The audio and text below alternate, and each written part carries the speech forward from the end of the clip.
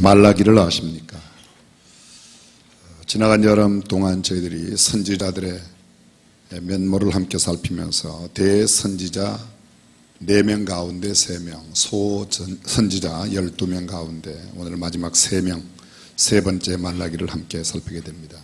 이사야와 예레미야, 다니엘, 에스겔까지 4명의 대선지자가 5권의 책을 썼습니다. 예레미야가 예레미야와 예레미야 애가를 썼기 때문에 5권인데, 그들이 왜 대선지자인가? 그들이 남긴 예언서의 분량이 많기 때문에 대선지자입니다. 다른 의미는 없습니다. 호세아부터 시작해서 말라기까지 12명의 소선지자, 그들의 기록한 성경책의 분량이, 예언서의 분량이 작기 때문에 그 적은 분량을 따라서 소선지자라고 말합니다. 하나님의 인자하심, 헷세들을 선포하였던 호세아, 성전 재건을 미루다가 다시금 재건토록 하는 학개, 오늘은 마지막, 구약의 마지막 선지자 말라기를 함께 나눕니다. 말라기라는 이름의 뜻은 나의 사자라는 뜻을 갖고 있습니다. BC 450년부터 약 410년 그 사이에 활동했던 선지자가 말라기입니다. 역사적으로 잠깐 설명을 드리면, 이스라엘 백성들이 586년 BC에 남방 유다가 바벨론의 침공을 받아 완전히 성전이 회파되며 멸망됨으로 포로로 잡혀갔다가 돌아오기는 536년 BC 스룹바벨 휘하에 약 5만여 명이 1차로 돌아와서 2년 동안 성전 재건을 하다가 14년 동안 쉬었습니다. 그리고 다시 학개와 스가랴의 예언의 말씀을 듣고 성전 재건을 시작해서 만 20년 만에, 귀환한 지 만 20년 만에 성전이 완공됩니다. BC 516년입니다. 606년부터 붙잡혀갖고 586년에 완전히, 여기서 BC입니다 모두. 그리고 돌아오기는 536년부터 돌아왔고 성전이 완성된 데가 516년입니다. 그로부터 약 70년이 지나갔습니다. 70년 지나갈 때 활동했던 선지자가 말라기입니다. 다시 정리해 보겠습니다. 1차 귀환할 때는 총독 겸 대제사장이었던 스룹바벨에 의해서 약 5만여 명이 돌아와서 성전을 재건했습니다. 그리고 난 뒤 몇십 년이 지나서 두 번째 돌아올 때는 에스라에 의해서 돌아오게 됩니다. 그들이 돌아와서 눈에 보이는 성전은 지었는데 마음의 성전이 회복되지 않았습니다. 영혼의 성전이. 그래서 에스라로 하여금 마음의 성전 회복, 이른바 영적 부흥 운동을 일으킵니다. 이스라엘의 달력으로 7월 1일, 그달 1일에 모든 이스라엘 백성들을 수문 앞 광장, 여기 수문이라고 말하는 것은 예루살렘 성에는 여러 개의 문이 있습니다. 동쪽으로는 황금문 또는 사자문이 있고, 또는 마문, 말이 더 나는 문입니다. 양문, 양이 더 나는 문. 분문 들어보셨습니까? 죄송합니다. 똥 푸는 문이 분문이에요. 그리고 수문, 물이 드나드는 문입니다. 물이 나오는 문. 그 수문 앞 광장에서 7월 1일에 온 백성들이 모였습니다. 학사에스라는 특별히 나무로 짠 강단 위에서 여호와를 송축하였을 때 온 백성들이 이른 아침부터 나와 아멘으로 화답했습니다.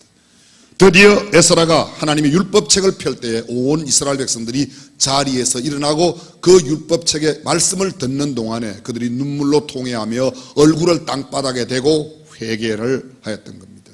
이른바 영적 운동이 일어났습니다.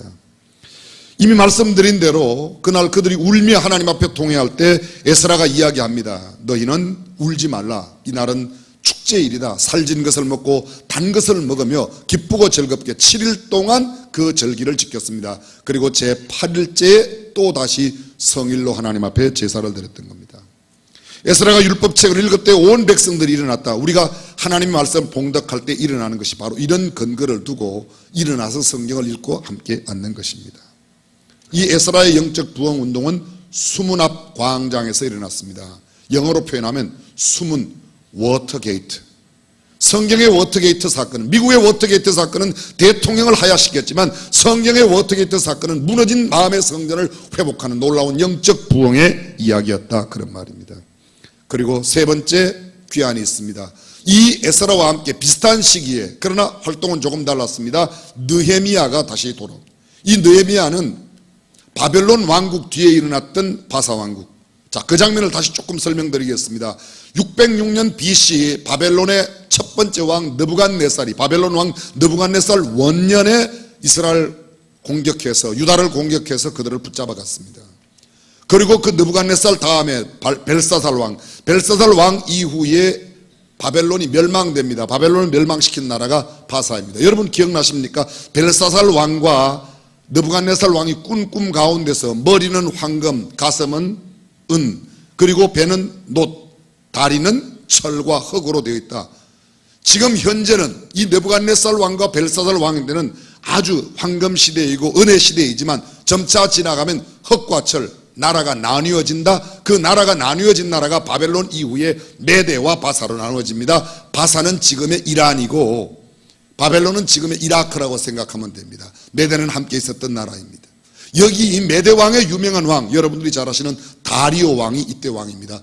바로 다니엘이 사자굴에 들어갈 때 왕이 다리오 왕이었습니다.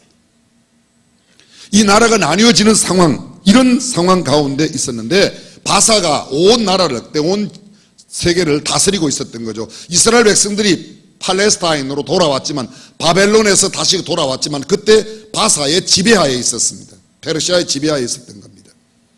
이러한 그때에 아닥사스다 왕, 바사의 아닥사스다 왕 제20년 기슬러월, 기슬러월은 지금의 11월이라고 생각하면 거의 맞습니다. 그때 이 아닥사스다 왕의 술 맡은 관원으로 있던 느헤미야에게 자기의 본국의 소식을 듣게 됩니다. 본국에서 온, 바로 이 팔레스타인 이스라엘 땅에서 온 하난이라고 하는 아우로부터 조국의 소식을 들었는데 성문이 다 불타고 성벽이 다 무너졌다는 소식을 듣고 너무 안타까워서 자기가 총독의 임명을 받고 가게 됩니다.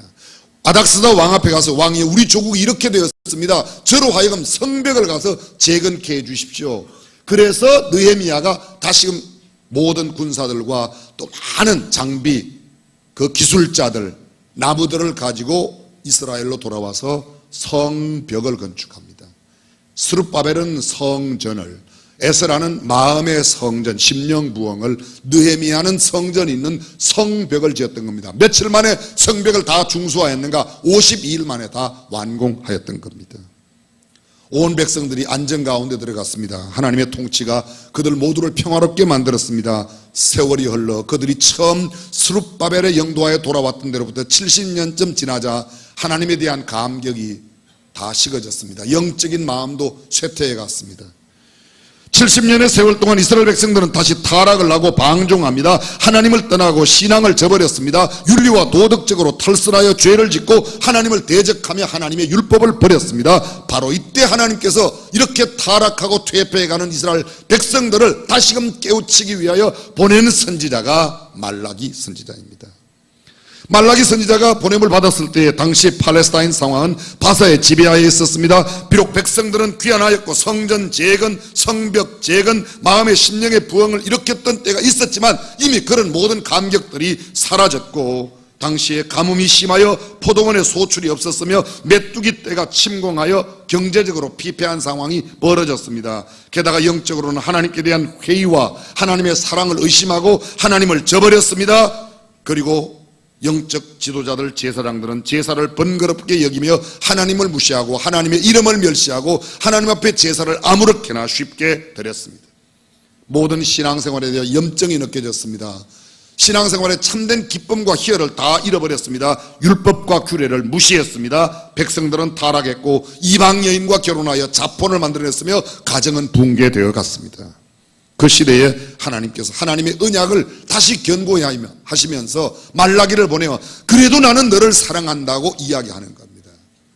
그러나 너희가 계속해서 이렇게 범죄하면 너희를 심판할 거다.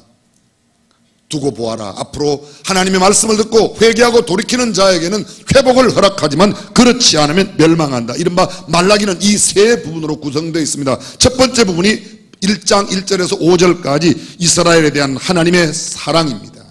여전히 사랑하신다. 야곱을 사랑하신다는 표현으로 1장 6절부터 3장 15절까지 말라기의 대부분의 내용은 이스라엘에 대한 하나님의 진노하심입니다. 제사장들의 불성실과 제사를 무시하고 하나님의 이름을 멸시하며 하나님의 말씀을 업신여기고 버렸습니다. 백성들은 영적인 회의 가운데 하나님을 신뢰하지 않습니다.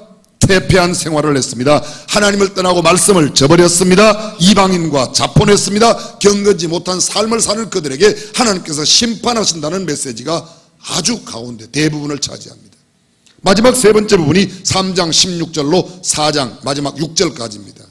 그 부분은 너희가 이 악한 길에서 돌이키고 회개하면 너희를 치유하시고 회복할 거지만 만약 그렇지 아니하면 내가 너희를 영원히 버리리라. 하나님의 경고의 말씀입니다. 이른바 하나님의 사랑, 하나님의 심판, 하나님의 또 다른 경고로 이루어진 책이 말라기입니다. 이 말라기 선지자가 말씀을 나누면서 하나님과 이스라엘 백성 사이에, 그리고 말라기가 하나님과의 사이에 질문하고 대답하는 형식으로 구성되어져 있습니다. 아주 중요한 7가지의 물음이 있습니다. 이제 그 물음을 함께 물으면서 답을 찾아보겠습니다. 첫 번째 질문입니다. 1장 2절입니다. 여호와께서 가라사대 내가 너희를 사랑하였노라 하나 너희는 이러기를 주께서 어떻게 우리를 사랑하셨나이까 하는도다. 하나님께서 이스라엘 백성들에게 나는 너희를 사랑한다고 말했는데 이 백성들이 말합니다. 하나님께서 우리를 어떻게 사랑하셨습니까? 이게 사랑하는 겁니까? 하나님의 사랑이 무엇입니까? 하나님 사랑한다 말로만 그러지 마시고 정말 사랑하는 증거를 보여주십시오. 우리는 아무리 생각해봐도 하나님이 우리를 사랑하는 것 같지 않습니다. 도대체 이게 어떻게 된 일입니까? 하나님께서 우리를 사랑하신다고 하셨는데 그 말이 무엇인지 우리는 이해가 안 됩니다. 우리를 회복하신다고 해놓고 왜 이 모양으로 그냥 두십니까? 이게 하나님 사랑입니까? 이런 물음을 던지거든. 그 물음에 대한 하나님의 대답입니다. 나 여호와가 말하노라. 에서는 야곱의 형이 아니냐? 그러나 내가 야곱을 사랑하였고 에서는 미워하였으며 그의 산들을 황무케 하였고 그의 산업을 광야의 실랑에게 붙였느니라. 에돔은 말하기를 우리가 무너뜨림을 당하였으나 황폐된 곳을 다시 쌓으리라 하거니와 나 만군의 여호와가 말하노라. 그들은 쌓을지라도 나는 헐리라. 사람들이 그들을 일컬어 악한 지경이라 할 것이요 여호와의 영영한 진노를 받은 백성이라 할 것이며 너희는 목도하고 이러기를 여호와께서는 이스라엘 지경 밖에서 크시다 하리라. 저를 잠깐 주목해 주십시오. 이 말은 이런 말이죠. 하나님께서 이스라엘 백성들을 사랑한다. 하나님 어떻게 우리를 사랑한 겁니까? 사랑한 게 이겁니까? 그랬더니 하나님께서 야곱을 사랑하고 에서를 미워했다. 사실은 미워했다는 말은 에서를 미워하는 게 아닙니다. 하나님께서 은혜로 야곱을 사랑하셨다. 여러분 누가복음 14장에 보게 되면 너희가 너희 부모 형제 자매를 나보다 더 사랑하는 자는 능히 나의 제자가 되지 못한다. 그 구절을 똑같이 말합니다. 너희가 부모 형제 자매를 버리지 아니하면 능히 나의 제자가 되지 못한다. 그 버린다는 개념과 덜 사랑한다는 개념이 똑같은 개념입니다. 그러나 하나님께서 야곱은 사랑하시는데 하나님의 주권적인 역사로 일방적인 은혜로 사랑하신다는 겁니다. 이스라엘 백성들은 하나님께서 우리를 사랑하신다는 사랑을 잊어버렸습니다. 과거에 400년 애굽에 종살이할 때 그들을 건져내셨고 광야를 인도하며 보호하고 지키시고 그들에게 양식을 주시고 젖과 꿀이 흐르는 가나안 땅으로 인도하셨다. 우리가 지난 시간까지 살펴본 이 통일 왕조 시대부터 지금 현재 말라기까지 약 600여 년 동안에도 하나님의 끊임없는 사랑을 하나님께서 나타내셨는데도 하나님 사랑한다는 게 이겁니까? 라고 도전하는 것이죠. 하나님 말씀하세요. 나는 너를 사랑한다. 지금 형편 생각하지 말고 너희 전체를 바라보아라. 하나님의 사랑에 대한 회의는 하나님의 은혜를 망각하였기 때문에 그들이 불평하며 이야기하는 겁니다. 그러나 하나님 말씀하십니다. 내가 에서는 미워하였다. 에서는 아니라는 겁니다. 에돔은 누구를 말하는 거예요? 에서의 후예가 에돔 족속입니다. 이 에돔 족속에 대한 예언이 구약 성경에 단 한 장으로 되어 있는 오바댜 선지자를 통해서 주신 말씀이 에서의 후손 에돔 족속에 대한 멸망입니다.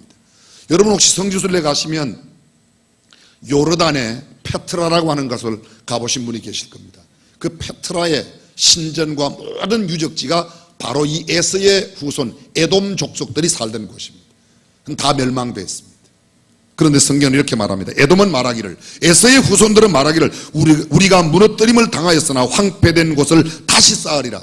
우리가 무너뜨리지만 다시 쌓을 거야. 하나님은 말씀하세요. 그들은 쌓을지라도 나는 헐리라.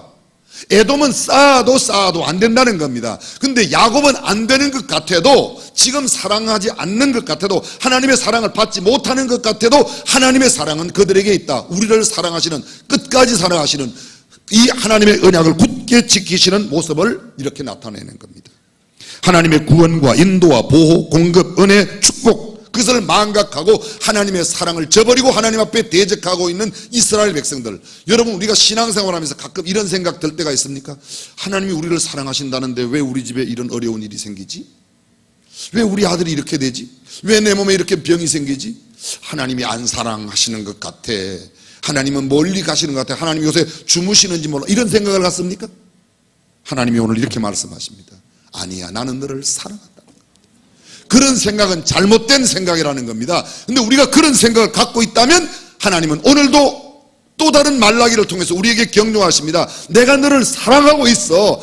우리가 어찌 하나님께서 이렇게 사랑한다는 사람이 이 모양입니까? 그렇게 말하지 말라는 겁니다. 하나님은 사랑하신다 하는 말씀을 가정합니다. 한편 하나님을 섬기지 않고 잘 되는 사람들, 자신의 힘으로 무엇이든 할 수 있다고, 해보겠다고, 내가 사람들이 헐어도 나는 다시 짓겠다, 그런 하나님 말씀하세요. 나를 떠난 사람들은 잘 되는 것 같아도 아니라는 것입니다. 하나님은 그들을 결코 용서치 아니하십니다. 하나님의 백성들에 대해서 하나님께서 오래 참으십니다. 그런데 영원히 참지를 않으세요. 반드시 심판하신다는 겁니다.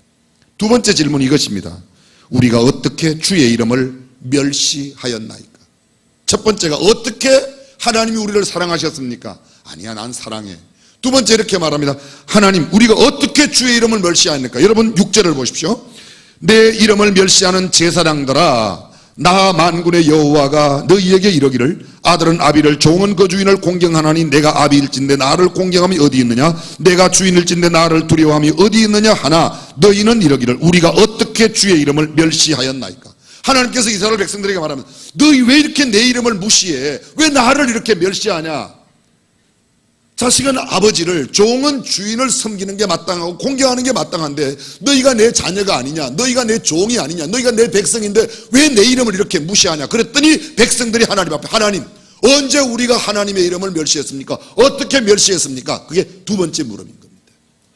물음에 대한 하나님의 대답입니다. 하나님께서 제사장들에게 하시는 말씀입니다. 너희는 내 이름을 멸시하는구나. 너희가 그럴 수가 있냐? 자식이 아비에게 그럴 수가 있냐? 종이 주인을 공경함이 마땅한데 너희는 그렇지도 못하구나. 내가 아비요 내가 주인인데 어찌 이럴 수가 있냐? 제사장들이 하나님께 말합니다. 하나님, 우리가 어떻게 하나님의 이름을 멸시했습니까? 언제 우리가 주의 이름을 무시했습니까? 하나님 제사장들에게 말씀합니다. 7절 보십시오. 너희가 더러운 떡을 단에 드리고도, 너희가 더러운 떡을 나한테 드리는 게 그것이 내 이름을 멸시하는 거라. 더러운 떡이 뭐죠? 더러운 떡. 오늘날로 말합니다. 하나님 앞에 드려서는 안 되는 제물들을 하나님 앞에 드렸다는 겁니다. 하나님 앞에 드릴 수 없는 것들을 드렸다는 겁니다. 좀 심하게 말하면 이런 것입니다. 남들로부터 거짓해서 후려낸 것, 내가 정당한 방법으로 모은 것이 아닌 것, 남에게 피눈물을 흘리게 만들고 고아와 가부를 아주 업신여기면서 내가 그걸 가지고 와서 하나님 앞에 드리는데 하나님은 말씀하십니다. 그건 더러운 거야. 너희가 그렇게 더러운 것을 나한테 드리는 것은 내 이름을 무시하는 거라는 겁니다. 그러자 또 그들이 세 번째 질문을 던집니다. 7절 그 다음, 너희가 더러운 떡을 단에 드리고도 말하기를 우리가 어떻게 주를 더럽게 하였나이까? 너희가 더러운 걸 드렸잖아요. 하나님께서 너희가 나한테 더러운 걸 드렸어. 하나님, 언제 우리가 더러운 걸 드렸습니까? 뭐가 더럽습니까? 이렇게 말하는 겁니다. 이는 너희가 주의 상은 경멸히 여길 것이라 말함을 인합니다. 주의 상은 경멸히 여긴다. 하나님 앞에 드리는 상, 제사상을 경멸히 여긴다. 요새로 말하면 예배를 우습게 여겼다는 겁니다. 뭐 제사 드린다고 해서 하나님께서 오셔서 드시는 것도 아는데 꼭 1년 된 수컷 양으로 드려야 되냐? 9달 된 건 안 되냐? 꼭 수컷이냐? 암컷 드리면 안 되냐? 꼭 양떼에 가서 좋은 살진 것을 드려야 되냐? 있는 것 가지고 그냥 드리면 안 되냐? 그런 마음으로 하나님 앞에 제사를 함부로 드렸다는 겁니다. 쉽게 생각했다는 겁니다. 하나님 앞에 경건하지 못한 방법으로 예배를 드렸다는 겁니다. 뭐 굳이 그렇게 재물에 신경 쓸 것이 뭐 있냐? 알아서 그냥 대충 드리면 되지.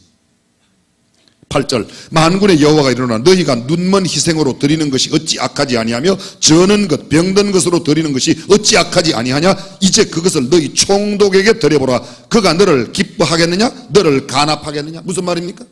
너희가 나한테 가져오는 것, 병든 것, 저는 것, 눈먼 것, 하나님 앞에 제사를 드릴 수 없는 재물들을 가지고 드린다는 것이죠. 정당한 방법으로 모은 것이 아닌 것을 드린다는 겁니다. 불의한 방법으로 취한 것을 하나님 앞에 드리고도, 너희의 편의주의적인 사고로 하나님 앞에 예배를 드리고도 하나님 예배를 드렸다고 생각하고 이야기합니다. 하나님 이렇게 말씀하세요. 너희가 나한테 가져온 것, 너희가 지금 드리는 그 태도를 너희 총독에게 가져가봐. 총독이 받겠어? 간합하겠냐? 기쁘게 받아들이겠냐? 너희 총독도 받지 않는 것 아니냐. 10절, 만군의 여호와가 일어나 너희가 내 단위에 헛되이 불사르지 못하게 하기 위하여 너희 중에 성전문을 닫을 자가 있었으면 좋겠다. 하나님이 화가 단단히 나셨습니다. 차라리 말이야, 너희가 나에게 예배하지 못하도록, 제사를 하지 못하도록 성전을 그냥 누가 걸어 잠궜으면 좋겠다는 거예요. 여러분, 우리가 드리는 예배가 다 하나님이 받으시는 게 아니에요. 정말 하나님이 받으실 만한 그런 태도와 그런 모습과 그런 인격과 그런 삶을 가지고 드리는 것이 아니면 대단히 죄송합니다. 하나님 앞에 예배 드리고도 저주받습니다. 이것이 오늘 경고의 말씀입니다. 11절과 12절입니다. 오히려 이방인 가운데 나를 제대로 섬기는 사람이 있는데 너희는 내 백성이라고 말하면서도 엉터리로 하는구나. 하나님이 받으시지 못하는 걸 드리는 겁니다. 여기서 잠깐 다른 이야기를 좀 하겠습니다. 여러분, 우리 교회도 아직도 그런 분들이 계세요. 또 우리 어르신 세대에서, 우리 앞 세대에서 예전에 보면요, 좋은 신권이 생기면, 새 돈이 들어오면 이거는 헌금해야지. 그리고 성경책에 넣는 사람 있죠. 무슨 짓이요? 새 돈은 뭐 다르냐? 새 돈도 헌돈도 똑같이 10,000원이고 똑같이 1,000원이지. 다르다는 거예요. 하나님은 돈은 다 똑같은 돈이야. 하나님 앞에 드리는 재물이라고 다 똑같은 게 아니라는 겁니다. 적어도 내가 새 돈이 없으면 헌돈이라도 다리미질을 해서라도 드린다. 거기는 마음이 들어가고 정성이 들어가고 하나님을 생각하는 구별된 마음이 있다는 겁니다. 그냥 대충 드린다, 내 있으니까 그냥 드린다, 아니라는 것이죠. 하나님은 지금 그 이야기를 하고 있는 거예요. 그 말씀을 하시는 거예요. 성경은 이야기합니다. 오히려 이방인들 가운데 하나님을 제대로 섬기는 사람이 나올 거다. 너희는 내 백성이라고 말하면서도 그렇게 하지 않는다. 너희는 말하기를 여호와의 상은 더러워졌고 그 위에 있는 실과 곧 식물은 경멸히 여길 것이라. 식물을 경멸히 여긴다는 말은 그냥 아무거나 드린다는 겁니다. 아까도 말씀드렸지만 꼭 1년 된 수컷이어야 되나? 꼭 소를 잡아야 되나? 꼭 염소를 잡아야 되고 꼭 수양을 잡아야 되냐? 다른 거면 뭐 어때? 여러분, 예수님께서 성전을 청소하신 이야기가 성경에 나옵니다. 그때 돈 바꾸는 자들과 비둘기 파는 자들의 상을 엎으셨다고 그랬어요. 그게 무슨 뜻인지 아십니까? 멀리에 있는 사람들이 제사를 드리기 위해 예루살렘에 옵니다. 그러면 갖고 올 때 양을 갖고 오고 비둘기를 갖고 오고 염소를 갖고 옵니다. 먼 길이 오다 보면 그 비둘기나 양이 다칠 수가 있어요. 그럼 제물을 드릴 수가 없습니다. 제사장이 이거는 제물을 드릴 수가 있다, 합격품. 이거는 불합격품. 야고보서에 이건 구비하였다는 말이 합격됐다. 합격품으로 되면 드립니다. 합격품이 안 되면 불합격되면 가지고 온 비둘기를 싼 값에 팔아야 됩니다. 그리고 비싼 돈을 주고 새로운 비둘기를 삽니다. 제사장들이 그 장사를 했습니다. 그렇게 싸게 판 비둘기를 뒤에다가 또 모아다가 또 이거 합격품이나 또 파는 겁니다. 제사장들이 그 나쁜 짓을 했던 거예요.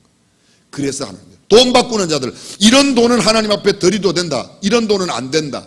돈을 바꿔주면서 100원짜리 바꿔주면서 120원씩 받은 겁니다. 쉽게 말하면 성경에 어디 120원 나왔냐 이렇게 물으면 제가 곤란해져요. 그런 의미를 이해하시죠?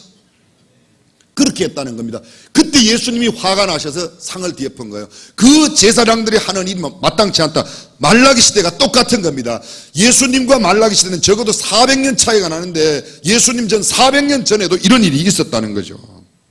그리고 그 제사장들의 또 하나의 일이 있습니다. 그들이 묻는 네 번째 질문, 이 일이 얼마나 번패스러운고. 13절 보십시오. 만군의 여호와가 말하는 너희가 또 말하기를 이 일이 얼마나 번패스러운고 하며 코섬하고 토색한 물건과 저는 것 병든 것을 가져왔느니라. 너희가 이같이 헌물을 가져오니 내가 그것을 너희 손에서 받겠느냐? 받는다는 말이에요, 안 받는다는 말이에요? 안 받는다는 말이에요.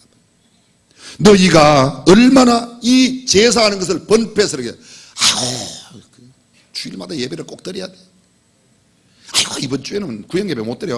목장 모임 난 못 가. 나 그날 시장 가야 돼. 내일이 바쁘다는 거예요.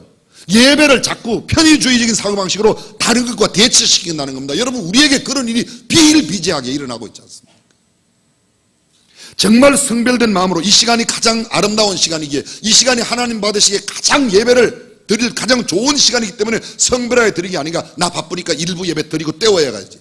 물론 일부 예배 드리는 사람들이 다 때운다는 의미가 아닙니다. 어떤 사람들에게는 그것이 내 편의주의적인 사고의 마음을 갖다가 편하게 만들어주는 것이 된다면 하나님과 상관없는 제사가 된다는 것이죠. 14절 보십시오. 때 가운데 수컷이 있거늘 너희는 왜 때 가운데 있는 수컷을 골라내고 잡아와서 그것을 제사를 드리기가 너무 귀찮으니까 그냥 집에 있는 거, 옆에 있는 거, 아무거나 가까운 데 있는 거 그거 드린다는 겁니다. 그 서원하는 일에 흠이 있는 것으로 사기하여 내게 드리는 자는 흠이 있는 것입니다. 쉬운 예를 이렇게 들어보겠습니다. 양을 드리려고 갖고 왔더니 양이 한쪽에 양털이 빠져 있습니다. 이 흠이 있어서 못 드립니다. 그런데 다른 양털을 갖다로 떼우고 와서 그냥 드리는 겁니다. 하나님을 속이고 이거 합격품이라 드리는 겁니다. 근데 그 짓을 주도한 사람들이 제사장이라는 거예요. 하나님께서 화가 나신 겁니다. 내 이름을 열방 중에 두려워하는 것이 됨이니라 만군의 여호와. 나는 큰 임금인데 너희가 사기를 치냐? 나한테 거짓말로 예물을 드리냐? 드려서는 안 되는 것, 그런 것들로 드리냐? 다른 말로 바꾸겠습니다. 거짓말하고 사기치고 등치고 속이고 그렇게 번 것으로 나한테 헌금이라고 가져왔냐? 세상에서 나쁜 짓 하여 번 것 내가 받겠냐? 도박하여 번 것, 거짓말해서 번 것, 남의 눈에 피눈물 나게 흘리면서 너희가 그것도 버는 것이라고 나한테 가져왔냐? 나 안 받을 거야. 그런 말입니다. 이거 우리가 귀담아 들어야 합니다. 늘 말씀드리지만 하나님 앞에 드리는 예물이 만들어지는 내 삶과 인품, 그리고 그 만들어지는 과정이 봉투의 두께보다 훨씬 더 중요하다는 것을 기억하셔야 합니다. 하나님은 지금 그걸 이야기하는 겁니다.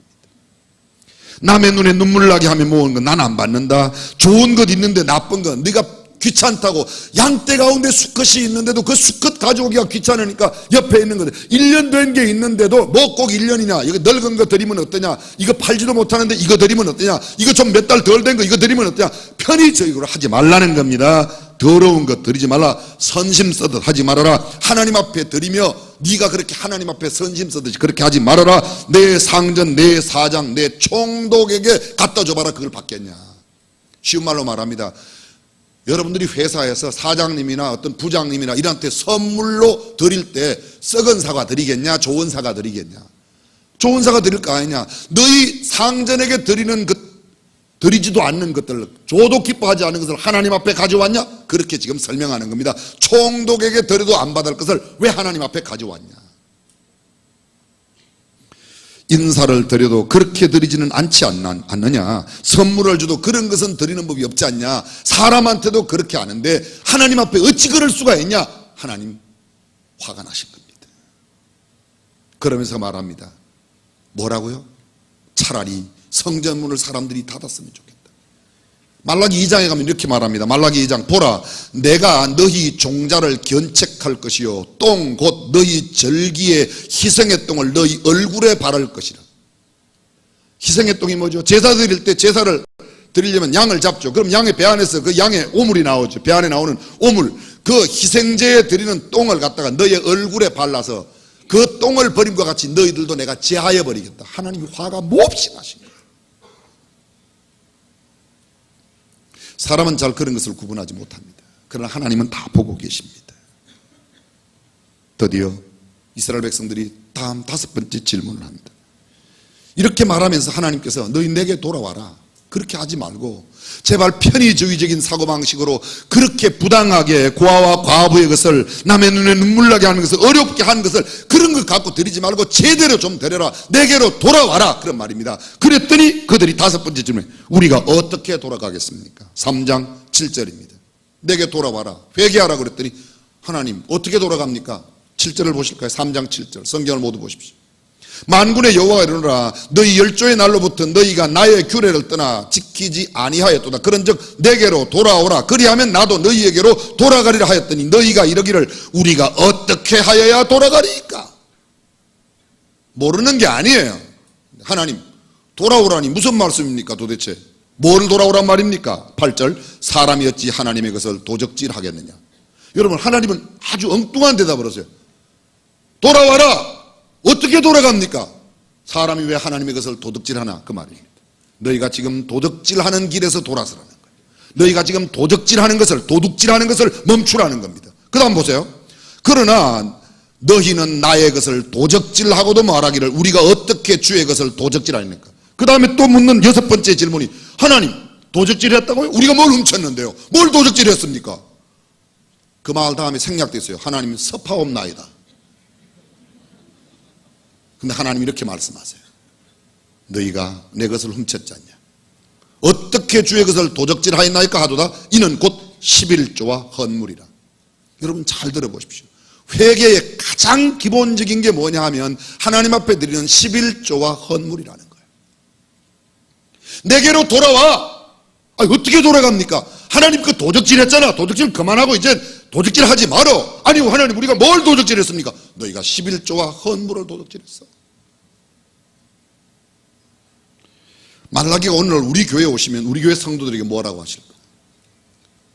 저는 사실 우리 교회 성도들의 한 명 한 분이 드리는 헌금의 내역에 대해서 저는 그렇게 잘 모릅니다. 또 그렇게 큰 관심도 제가 못 가집니다. 첫째 성도 수가 많고요. 다 가질 수도 없습니다. 때로 우리가 절기를 지나고 나면 우리 교회 교역자들이 절기 헌금을 어떻게 하는가, 때로 우리 교회 장로님들이 헌금을 어떻게 하는가 제가 가끔 볼 때가 있어요. 꼭 보는 것도 아니에요. 가끔 볼 때가 있습니다. 근데 저는 볼 때마다 느끼는 게 있습니다. 여러분 용서하고 들어주십시오. 온전한 11조 안 드리세요. 많이 가. 갑자기 왜 이렇게 분위기가 이상해지죠? 온전한 헌물을 안 드리세요. 그거 안 됩니까? 하나님의 것을 하나님의 것으로 10분의 9도. 원래 우리는 아무것도 가져온 게 없는데 10분의 1. 사실 모든 것이 하나님의 것입니다. 하나님의 것이라는 표현으로 그냥 10분의 1 드립니다. 퇴직하면 퇴직금의 11조 왜 못 냅니까? 내가 받는 사례비에서 내가 노력하는 것에 대해서 들어온 거 왜 못 드려요? 그거 제대로 못하는 사람들이 똑같은 말입니다. 하나님께서 너희가 내가 도적질했다. 좀 심하게 표현하면 너희가 다 도둑놈 아니냐, 도둑놈 아니냐. 저는 이런 설교하는 게 참 쉽지 않습니다. 저도 참 고민이 됩니다. 저도 참 불편합니다. 어떤 분이 저한테 여기서 목사님 선지서 설교가 힘들죠. 예, 힘들어요. 그러나 이건 제 말이 아니라 하나님의 말씀입니다. 3장 1절부터 나오는 말씀이야. 심판주가 임할 거야. 금을 연단하는 자의 불같이 표백하는 자의 재. 금을 연단하는 자의 불. 금을 연단하는, 금을 재련하는 불이 얼마나 뜨겁습니까? 그렇게 내가 심판한다. 표백하는 자의 잿물. 여러분 잿물이 뭐죠? 잿물 아세요? 잿물 이거예요. 집 같은 거 막 떼죠. 불 떼고 나면 재가 남지 않습니까? 그 재를 갖다가 항아리에 담고 물을 부어요. 휘저어놔요. 그럼 모든 게 가라앉으면 거기 생기는 물, 그게 잿물입니다. 이걸 화학적으로 만든 것 갖다 양잿물이라고 그래요. 양잿물. 사람이 양잿물 먹으면 죽지 않습니까? 근데 잿물이 어떤 역할을 하는가? 잿물에 빨래를 빨면 하얗게 되는 거예요.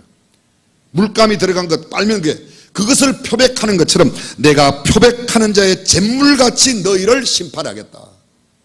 그 다음 은을 연단하여 깨끗하게 하는 자같이 레위 자손 제사장들을 깨끗하게 하되 금은같이 그들을 연단하리니 그들이 공의로운 제물을 나 여호와께 받으리라. 너희가 꼭 이렇게 심판을 당하고 난 뒤에 제대로 된 제사를 하나님 앞에 드리겠냐? 그러지 말고 미리 알아서 빨리 돌아와라. 하나님 말씀입니다. 내가 심판하러 가리라. 점치는 자, 간음하는 자, 거짓 맹세하는 자, 품꾼에 삭세되하여 억울하게 하는 자, 고아와 과부를 압제하며 나그네를 억울하게 하며 나를 경외하지 아니하는 자들에게 속히 이렇게 심판할 거다. 나 여호와는 변하지 아니하리니 그런즉 야곱의 자손들아 너희가 소멸되지 아니하리라. 하나님께서 야곱의 자손에게 하면 내가 너희를 사랑해. 그렇게 이렇게 심판해도 너희를 멸하지는, 소멸하지는 않을 거야. 하나님은 심판 가운데도 하나님의 사랑을 나타내십니다. 그 다음 나 여호와는 변하지 아니하리니, 하나님 변하지 않으십니다. 만군의 여호와가 이르노라 너희 조상들의 날로부터 너희가 나의 규례를 떠나 지키지 아니하였도다. 그런즉 내게로 돌아오라. 그리하면 나도 너희에게로 돌아가리라 하였더니 너희가 이르기를 우리가 어떻게 돌아가겠습니까? 도둑질했잖아. 뭘 도둑질했습니까? 11조와 헌물이에요. 사랑하는 성도 여러분, 저는 그냥 목회자로서, 목사로서 여러분에게 말씀드립니다. 온전하게 11조 생활을 하십시오. 왜 아멘을 안 하세요? 거의 다 이 정도입니까? 하나님 앞에 드리는 헌물을 제대로 된 것을 드리십시오. 이것이 성경이에요. 말라기를 통해서 주는 교훈이 이 교훈입니다. 저는 이 11조와 봉헌에 대한 설교는 따로 하겠습니다. 성경이 이렇게 말합니다. 너희 곧 온 나라가 나의 것을 도둑질하였느니라. 그러므로 너희가 저주를 받았느니라. 저주가 왜 왔다? 하나님의 것을 도둑질. 10절 만군의 여호와가 이르노라. 너희의 온전한 11조를 창고에 들여 나의 집에 양식이 있게 하고 그것으로 나를 시험하여 내가 하늘 문을 열고 너희에게 복을 쌓을 곳이 없도록 붙지 아니하나. 하나님을 시험하는 자들을 하루에 2만 명씩 죽었습니다. 근데 하나님께서 오죽 답답하면 하나님을 시험하는 자는 죽이던 그분께서 하는 말이 야 11조를 나한테 시험 한번 해봐.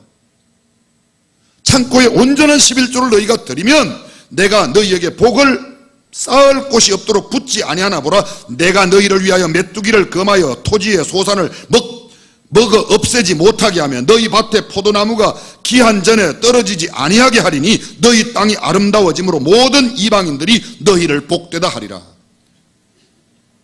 아멘. 하나님의 말씀이에요. 온전한 11조와 헌물을 제대로 할 때 하나님께서 열매가 기한 전에 떨어지지 아니하고 메뚜기가 너희의 소산물을 먹지 못하게 할지며 온 세계 만민이 너를 보고 복되다 할 것이라 이렇게 말씀합니다.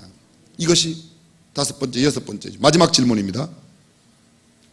이렇게 하나님께서 이야기하고 말씀을 하는데도 너희가 나를 대적하는구나 이렇게 말하였더니 백성들이 말 하나님 우리가 어떻게 하나님을 또 대적했습니까?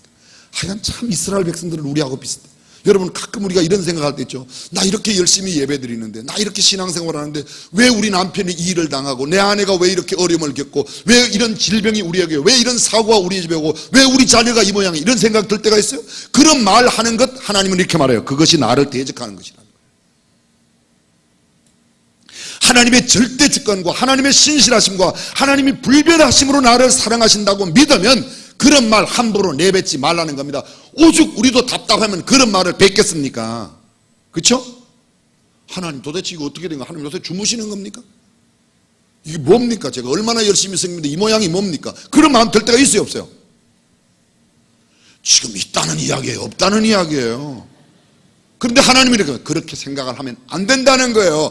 그것이 내가 누군지 너희가 잘 모르는 것이고 너희가 나를 어떤 존재인 하나님인지 모른다는 거예요. 하나님 그렇게 하지 마. 그것은 나를 대적하는 것이다. 하나님을 섬기는 것이 헛되니 만군의 여호와 앞에서 그 명령을 지키는 것과 슬프게 행하는 것이 무엇이 유익하리요? 이런 말이죠. 하나님을 섬겼는데 이게 뭐예요 이거? 별로 덕이 되는 게 없잖아. 내가 하나님 앞에 맨날 울면서 이렇게 슬프게 행하는 것이 뭐가 유익한 거야? 이거 나한테 유익된 게 없잖아. 지금 우리는 교만한 자가 복되다 하며 악을 행하는 자가 번성하며 하나님을 심하는 자가 죄를 면한다 하노라. 화를 면한다 하노라. 이 무슨 말? 쟤네들은 예수도 안 믿어도 잘 되잖아. 그런데 우리는 예수 믿고 열심히 안 돼도 이 모양인데 이게 뭐야 이거? 꼭 믿어야 되는 거야. 이런 말을 하지 말라는 겁니다. 그 말하는 것이 하나님을 대적하는 것이라는 거예요. 우리가 그런 일을 많이 했어요 안 했어요? 왜 갑자기 대답을 안 하세요? 이런 물음에 대답을 안 하는 건 우리가 그렇게 살고 있다는 거예요. 하나님은 그 이스라엘 백성들에게 지금 우리가 갖고 있는 그런 마음들에 대해서 이스라엘 백성들에게 이렇게 말하는 겁니다. 그것이 나를 대적하는 거야. 너희가 그렇게 하면 징벌을 그때 여호와를 경외하는 자들이 피차에 말하며 여호와께서 그것을 분명히 들으시고 여호와를 경외하는 자와 그 이름을 존중히 여기는 자를 위하여 여호와 앞에 있는 기념책에 기록하여.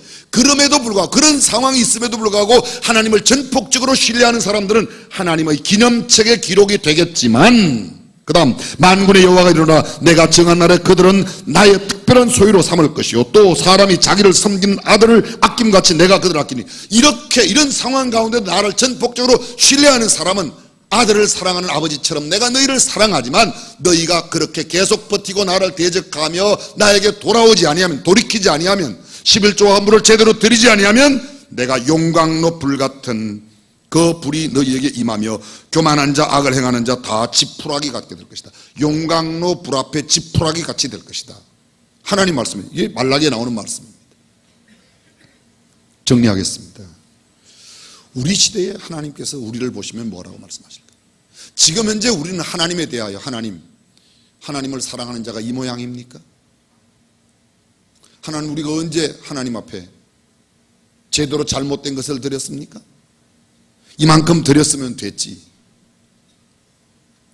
저는 어떤 특징을 두고 하는 이야기입니다. 우리 시대에 살고 있는 모든 사람들에게 어쩌면 또다시 말라기가 온다면 이런 말씀을 우리에게 똑같이 하지 않겠냐. 하나님 앞에 돌아와 하나님의 것을 하나님의 것으로 알고 하나님이 받으실 만한 예배를 드려 하나님의 축복을 누리는 과연 그 교회 성도들이 되시기를 주님의 이름으로 축원합니다. 기도하겠습니다.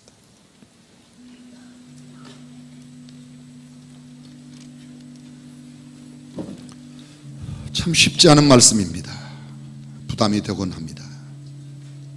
우리의 모습을 어쩌면 이렇게도 적나라하게 지적하며 도려내시는지. 그러나 이 말씀을 하나님의 말씀으로 받고 주 앞에 돌이키는 자들에게는 아비가 자식을 사랑함 같이 하나님께서 사랑하시겠다고, 하나님의 기념책에 기록하시겠다고 말씀합니다. 그러나 그렇지 아니하고 말로 대적하며 하나님의 이름을 멸시하며 하나님이 받으실 만한 것이 아닌 것을 나의 편의주의적인 사고방식으로 만약 삶을 계속 진행하며 그리고 또 그것도 예배라고 생각한다면 하나님은 말씀하십니다. 그런 것은 내가 받지 않는 거라고, 예배가 아니라고, 차라리 예배를 드리지 못하게 성전을 막았으면 좋겠다고, 희생의 똥을 너희의 얼굴을 발라 그 똥과 함께 너희를 제하겠다고 말씀하세요.